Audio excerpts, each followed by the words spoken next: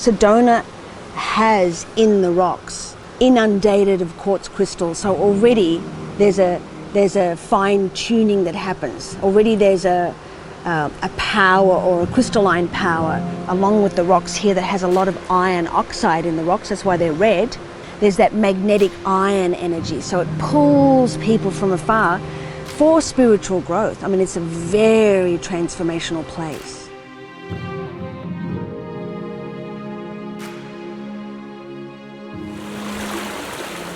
My name's Amalia Kamateros, and I'm originally from Australia. And what I do and what my service in the world is, as a psycho-shamanic practitioner, healer, I work in a shamanic approach and utilize the wisdom of the earth as part of the teachings in my therapies and what I offer to people.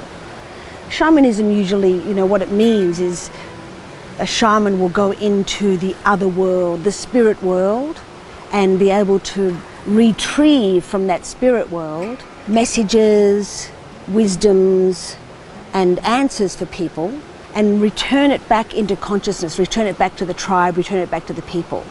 And I've always said that Sedona is an ashram. People come here to do the inner work.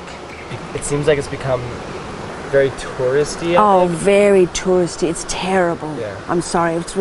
I'm not happy with that at all. I'm here to do the work, and there are a lot of genuine people who aren't the woo-woo people or aren't the grabbers. Come and experience what I have. And being from Australia is very authentic. Now things have changed too, but Australian people can be very authentic, and they say things as they are, And I came here and it was like, what the? And I ended up crouching down in fetal position, crying my eyes out, thinking I've been led astray. After the interview, I decided to get my toes wet a little bit and see for myself what she was talking about and answer the question, does this actually work? And breathing in the elements as if you're breathing in the universe of the elements. There's always a guy behind the camera who doesn't know how to be in front of the camera. You should know that, Sarah, okay? For this next part, she had me take in the 4 elements: water, earth, air, and fire. I listened to the creek, felt the rocks, felt the sun, and took in a deep breath of air. Okay, so maybe I didn't feel anything extraordinary or spiritual, but I felt very calm and very at peace with nature, which made the next part of this trip even more beautiful.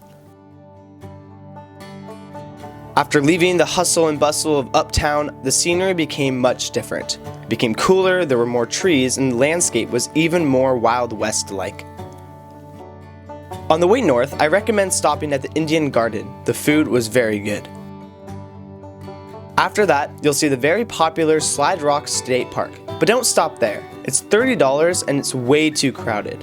Instead, head up the road for a couple of miles, find a trail with fewer people, and look for the creek. The temperature was cool, the cliffs beautifully towered over us, and the water felt amazing.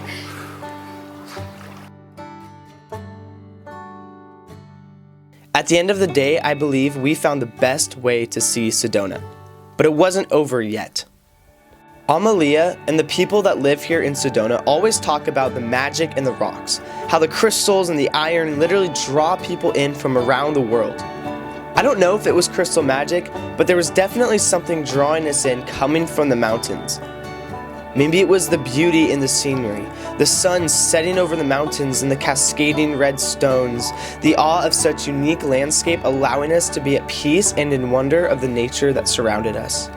Or maybe it was magic crystals. Let us know what you think. Mostly my message and what Mother Earth has taught me throughout these 17 years that I've been here in Sedona, I would want people to tap into Mother Earth as a greater part of their own being.